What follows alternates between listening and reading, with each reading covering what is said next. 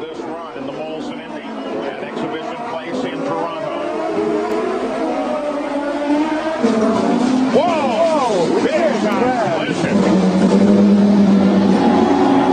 Oh, whose car is that? The back of that car up against the wall. Ribeiro's in there. Johansson is in there. It's the other car that we really want to know Wait a about. minute, who's that? Way up the line. And we have a very serious accident. Very serious accident. And the course is blocked.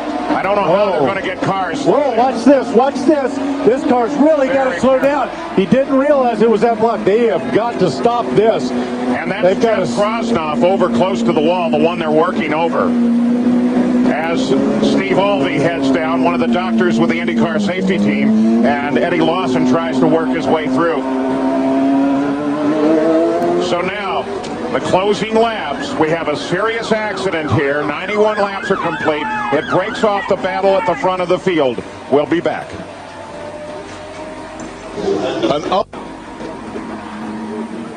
And Jeff Krosnov it is with the MCI Renault Toyota. The marshals to him very quickly indeed, and of course the course car out there on the track. We'll update you with that situation, but look at that car. I mean, that is what we do not want to see. 16, Stefan Johansson, former Formula One driver, going down the escape road there. But with just 3 laps remaining, it's just a slow parade of cars here that go through in Toronto, Ontario. It's been an action-packed race so far. And it looks like it's going to be a red flag. And that will mean that Fernandez will have his first ever victory. But we have no confirmation yet of the red flag. An unfortunate way for him to gain it, but the Mexican was 2 seconds ahead. He was benefiting from the fact there was a battle going on behind between Alex Zanardi and Bobby Rahal. The paramedics there.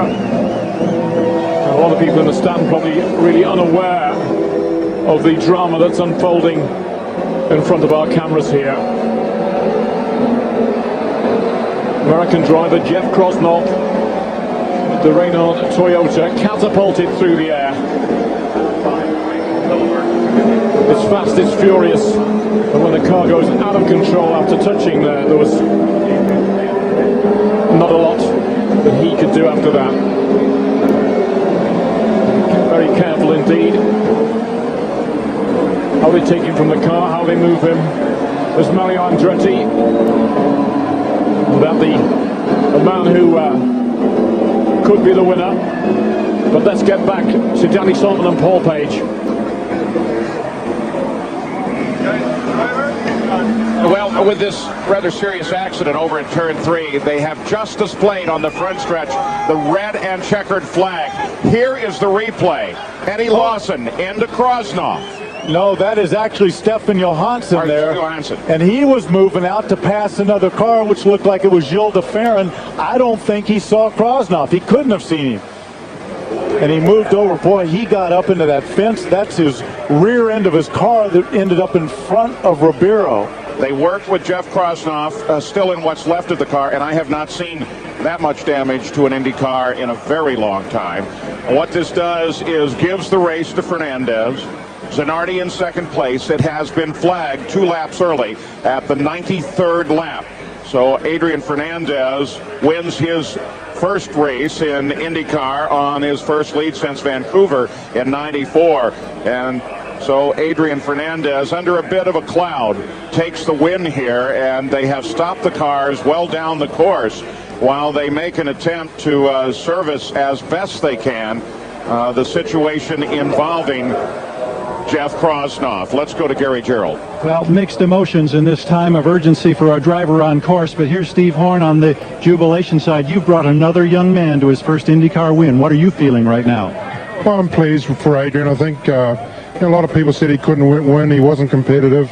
I think we've proven that this year, that this is another young star on the rise. As you say, I hope there's no major problems out there. But it was a great, tough race all the way, and a credit to the team, and particularly Firestone. We had some tremendous tires today. Congratulations, Steve. Thank you very much. Paul? So Steve Horn worried, as we all are, about the condition of Jeff Krosnov. And Adrian Fernandez climbs out and begins a celebration somewhat tainted because of this accident and the early stoppage of the race, breaking off what could have been a terrific battle to the finish. Alex Zanardi unofficially in second, Bobby Rahal third, Greg Moore fourth, Paul Tracy in fifth, followed by Brian Hurdick, Christian Fittipaldi, Jimmy Vasser, Robbie Gordon, and Scott Pruitt. We'll be back.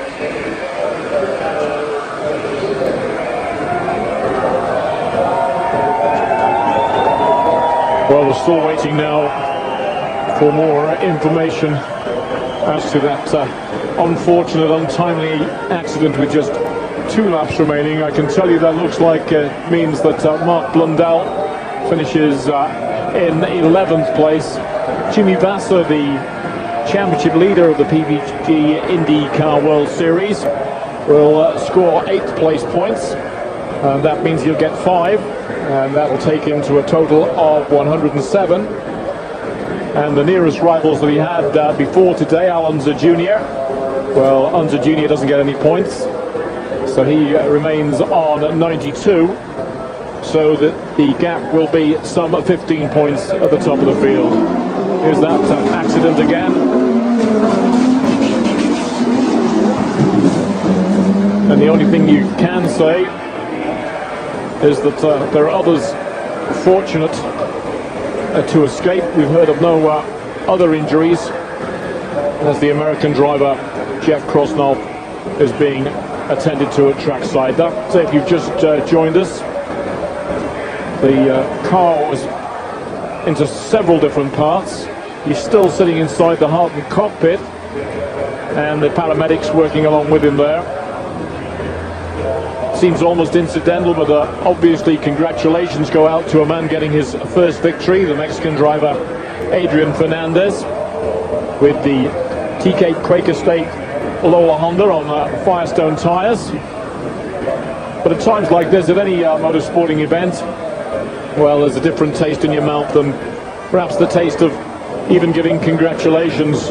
Talking of congratulations, a recap, unless you haven't heard, although Villeneuve has flown out by helicopter for a week's holiday after the victory he had in the British Grand Prix. That has got to be an unofficial result, because Benetton lodged their protest formally. The protest was declared to have failed in a statement from the race stewards.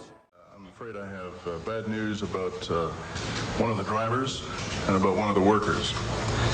IndyCar driver Jeff Krosnov and a track marshal were killed in an accident late this afternoon down near turn 3. I can tell you that effectively both of them were killed instantly. There was no suffering on the part of either of them. So first, as a television commentator, it is sad to hear of any death, especially a volunteer course marshal, Gary Irvin, Calgary, Canada, and of a race driver, especially when he was just a rookie in this series and was so excited about his potential. Now, as a friend, Jeff Krosnov, age 31, a graduate of UCLA, born in Tulsa, Oklahoma, always had a bright smile for everyone. He had a wonderful sense of humor. And while I'm sure no one ever really considers their own passing, and no one really wants to die, Jeff Krosnov was in a fight wheel to wheel in an Indy car. If he could have chosen it, I'm absolutely convinced that would have been the way he would have chosen. Nevertheless, he leaves behind a wife, Tracy. His parents were here at the track.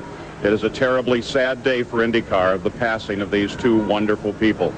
And Jeff Krosnov, I will personally miss a great deal. It is, though, part of racing that these things do in fact happen. It is what is part of the lure of the sport to the many around the world who do it. I'm Paul Page from Toronto.